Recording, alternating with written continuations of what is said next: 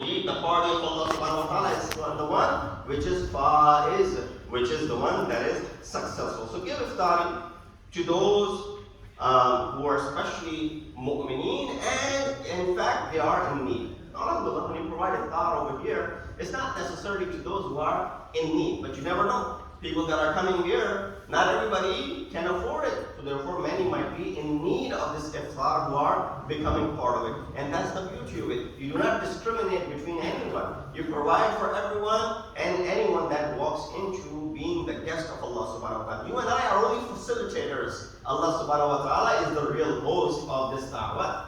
He's the one who's hosting it. You and I are only doing what? We are facilitating that da'wat that Allah subhanahu wa ta'ala has extended. Portray taqwa in your eating and not by wasting. Portray taqwa by refraining from these things, not becoming extravagant in spending it. So taqwa is attained by controlling the desires. And of course, no virtue is higher in Islam than being free from anything which mankind has made obligatory upon themselves, void of that which Allah has made upon you. So there are certain things that Allah has made wajib upon us. Some, Roshan Fikran, they might think that, by performing all of these things, we have become slaves. By performing some of these things, our hands are tied up. By not being able to do some of these things, you and I are, for example, tied down. While at the same time, this person will go and become slave of another individual who is controlling him. Who would you rather be in control of and be slave of another human being, or the God Almighty? So therefore we find Amir al-Mu'mineen beautifully said, Man taraka shahawat kana hurran. The one who's able to refrain from the shahawat, from the lustful desires. And you see the close relationship to that in the month of Ramadan. How easy it is for many to be able to control their carnal desires, especially during the state of fasting. And not just in the month of Ramadan, any other day when you fast. That's why you have these mustahab fasts throughout the month of Rajab and Shaban that many of you have been performing. Just the 15th of Shaban passed by.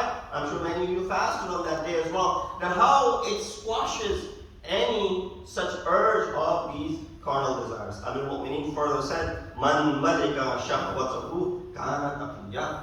The one who has complete control over his desires, whether it be carnal or other desires, kana taqiyya. And he used the word kana to emphasize the fact that that he will become taqi. No, his person is already muttaqi. The fact that he is able to control the desire, the controlling of the desires is what equating you to be what? Amongst those who are muttaqeen. Al-muttaqi man ittaqa dhunub. The same way, insan owns his or her own wealth and not owned by it, although some might differ. And no, our wealth is something which runs our lives and our affairs and is owned, and we're not the ones who are real owner of it. We can do the same when it comes to this person's desire. So taqwa is attained, number one, when we talked about it, by giving preference to others. And you can do that during the month of Ramadan. You can do that especially by serving others.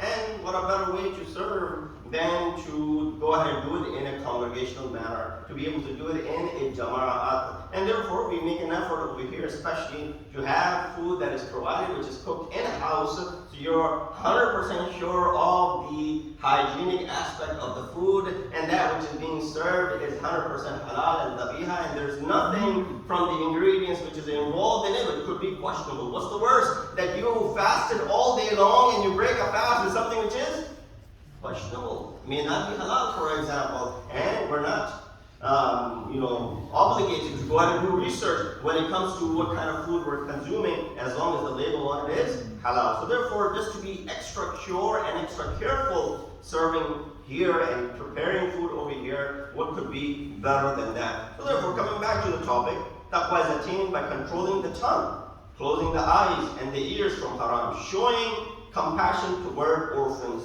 Prophet continued in this khutbah of his, the khutbah that he gave on the last Friday of the month of Shaban. He said, وَاحْفَظُوا أَلْسِنَتِكُمْ وَغُضُّوا أَمَّا لَا يَحِلُّ النَّظَرُ إِلَيْهِ أَبْصَارَكُمْ. وَأَمَّا لَا يَحِلُّ الْإِسْتِمَاءُ إِلَيْهِ أَسْمَاعَكُمْ.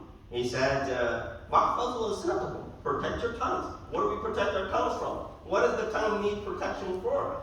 You know, if it wasn't enough that Allah subhanahu wa ta'ala provided 32 or 28 or however many teeth you have, guards in front of this tongue of ours.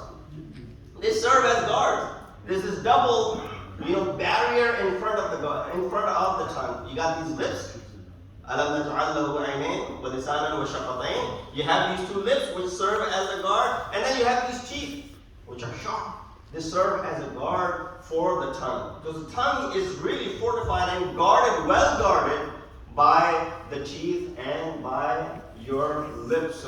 So that nothing which is questionable and nothing which is obscene comes out of as far as your tongues are concerned. So guard your tongues, close your eyes, that which is not permissible for your sight, and close your ears to that which is forbidden to hear. Show compassion to the orphans of the people, so compassion may be shown to your orphans as well. What is the guarantee? That you and your children one day will not see the similar orphanage as the children of others are facing it today. Therefore, if you show compassion towards them, it will turn around and serve as compassion towards your own children if need be. In Ramadan, we don't eat and drink so that we can easily avoid gatherings which sometimes we are forced into going, right? Sometimes you get invited to certain gatherings where along with food and drink, which might be the main attraction for you to go, but it comes with another thing along with it which might be questionable. There might be a gathering which is lahw but there might be a gathering which is forcing you to listen to certain things and view certain things. You know how subtly this fast protects you from all of that? You can easily make the excuse by saying, I'm fasting today, and therefore I cannot eat. And when I cannot eat, please excuse me from attending such gatherings. So one can avoid gatherings of entertainment during Ramadan. Respecting it, they can do it as well afterwards. So this is something which again serves as a training period for you. Take it as a training period for you, and don't forget about all of this training once you graduate. Do you ever see a person who goes through schools and colleges and universities and graduates that which they have learned, they finally get to put it to practice once they walk into the practical life. When they start working, they might forget the minor details of what they have studied, but they have that degree and the knowledge that they possess and paid high price for it. Now they get to go ahead and reap the benefits from it. Similar is the case. This month of Ramadan is serving as that training period for you, not so that when the time of Eid comes, you put everything behind you. So, Ramadan is over. What do I need all of these things anymore? And therefore you move forward with your merry old ways. Prophet, the ayat of Quran further states, وَعْلَمُوا أَنَّ اللَّهَ مَعَ الْمُتَّقِينَ. This taqwa is something which again is something which you can gain easily from the month of Ramadan. Allah subhanahu wa ta'ala goes to the extent that He counts these people who are muttaqeen to be His companions. People take pride in the companionship of someone who's important. I know so and so. I know the president of the country. I know the king of the nation. I have close relationship with the marja of the time. I was a servant to Imam of our time. I served in the gathering of Rasulullah. These are all good companionship. But there's no bigger companionship than being the companion of Allah subhanahu wa ta'ala. Allah says in the Quran, وَعْلَمُوا أَنَّ اللَّهَ مَعَ الْمُتَّقِينَ. This ma'iyyat, this suhbat, this companionship is only reserved for those who are at the level of taqwa. And that's why not only that you benefit personally from this taqwa and this piety, but also those in your surrounding, they benefit from mere wujud and your existence among them. The Quran says, وَلَوْ أَنَّ أَهْلَ الْقُرَىٰ آمَنُوا وَاتَّقُوا لَفَتَحْنَا عَلَيْهِمْ بَرَكَاتٍ مِنَ السَّمَاءِ وَالْأَرْضِ. So easy, so subtle. It says, and if only the people of the cities had believed and had taqwa of Allah subhanahu wa ta'ala, what will happen? Allah subhanahu wa ta'ala will open the doors of earth and the skies and the heavens of barakat and the blessings. So your wujud as a muttaqi amongst the nation goes ahead and serves to be the blessings for others as well, because Allah subhanahu wa ta'ala is going to open and shower His mercy and His blessings upon everyone. Sallu ala Muhammad wa ali Muhammad. Allahumma salli ala wa ali Muhammad. Third aspect of this is that taqwa is the only criteria for superiority. By now, all of you should know this ayah. Surah Hujurat, ayat number 13, which says towards the end of it, if you don't know the entire ayat, which is fine, towards the end of the ayat, Allah says, Inna akramakum indallahi atqakum. Repeat it. Inna akramakum indallahi atqakum. Indeed, the closest to Allah subhanahu wa ta'ala, or the most noble in the sight of Allah subhanahu wa ta'ala, is the one who's the most pious. Piety becomes the reason that you become the most noble in the sight of Allah subhanahu wa ta'ala. So it is the only criteria for any superiority. You can't take credit for being, from a certain tribe or certain clan or certain family or certain nation or certain party or certain place. None of those things matter in front of Allah subhanahu wa ta'ala. And so, well, I belong to so-and-so family. I belong to so-and-so country. I belong to so-and-so nation. I belong to so-and-so place. None of those things matter in front of Allah subhanahu wa ta'ala. Inna akramakum indallahi. Only thing that matters in sight of Allah subhanahu wa ta'ala, as far as your nobility is concerned, as far as your integrity is concerned, is if you are muttaqi. So a person, it comes from a very, discredited, clan or tribe or nation, which people always looked upon as hiqarat, but that person has the level of taqwa which is required and needed. Guess what? This person will be closer to Allah subhanahu wa ta'ala than you and I. And that's why the Quran says, Molana, la nara rijalun, kunna na'udduhum min al-ashrar. On the day of judgment, in Qiyamah, this is the scene from Qiyamah. There's a discussion that is taking place. People who are the inhabitants of Jahannam, they will make this cry. They will say what? Malana la nara rijalan kunna na'udduhum min al-ashrar. What is up? I don't see those people whom I consider to be amongst the evildoers and ashrar over here in Jahannam with me. A lot of time when you become a very close community, you see the faces repeatedly over and over. I saw many of these faces on 15th of Shaban. I see many of these faces repeatedly every Friday. So it is a family communion in a way that we have sort of become an extended family, that we see each other very often. Now, if I don't see you for a month, guess what? I'll be the first person to come up to you after see you after a month. Where have you been? Right away you question. This is out of curiosity and of course out of love and affection that we have developed for one another, this mutual understanding that we have. So if I don't see someone, I say, well, what happened? Where's that person? I say, well, I don't know, maybe traveling. I don't know, maybe I've gone for ziyarah. I don't know, maybe not feeling well. And so you start getting worried. You make a phone call or two to find out where that person is. In Jahannam, unfortunately, that is not the case. In Jahannam, you can't make that phone call. You can't ask about it. Why? The answer is very simple. When this question will be raised by the inhabitants of Jahannam, what happened to those people that we thought were evildoers, ashrar, and full of shar? How come we don't see him here over Jahannam? So the answer is clear. You thought they were ashrar. You thought they were evildoers. You thought they were bad in the world. They are actually resting in the paradise while you're stuck over here.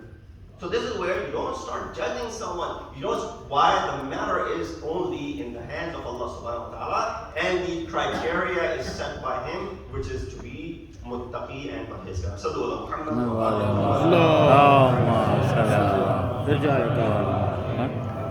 And lastly, taqwa is the best of provisions. I recite this towards the end of our discussion as well. In the Quran, we mentioned that as well. But we find that on numerous occasions in Quran, Allah subhanahu wa ta'ala considers taqwa to be the best provision. It says, وَتَزَوَّدُوا فَإِنَّ خَيْرَ الزَّادِ التَّقْوَى. Every journey requires provision to travel. When you take even the smallest of the journey, you want to make sure that your Tesla is charged and has enough mileage to get to the other destination. You put enough gas in it so that you don't run out of it when you arrive at that place. And along with it, you might need certain other things on the way as well. That's not all you need, the charge and the gas. You need other things to have this journey be prosperous, to have this journey which does not run into any hurdles. Any journey that you undertake, whether small or big, you're driving cross country, you're traveling to another place, you're going for ziyarah, you're going for vacation, you're going back home, all of these requires, preparation. You don't just get up one day and go, unless of course it's an emergency, then you go up, get up last minute and then you leave. But traveling has become that easy. But any type of travel, if you know ahead of time, you prepare for it. So you're ready for all the challenges that are in front of you. So there's one journey that every single one of us must undertake. It's not a certain thing that all of us will be able to go for ziyarah. Hopefully we all get to do the ziyarah, inshallah, for Ahl-e-Bait alayhi salam. It's not a certainty that all of us will get to do Hajj. It's not a certainty that all of us can afford to go for certain types of vacation. It's not a certainty that we can undertake any other worldly journey. But there is certainty about one type of journey, which is inevitable that every single one of us must undertake. And that journey is from this world to the hereafter. That journey is from this temporary abode to that eternal abode. That journey requires maut in between. So when that journey, which is the most inevitable journey, which is the most important journey, which is definitely going to happen, what happens? Right away we look at it and we understand that that journey is something which requires extra attention, and the journey requires us to be prepared as well. And that is to go ahead and have the taqwa of Allah subhanahu wa ta'ala. I don't know if these thoughts are correct or I have taken too much of your time. Sallu ala Muhammad wa ala.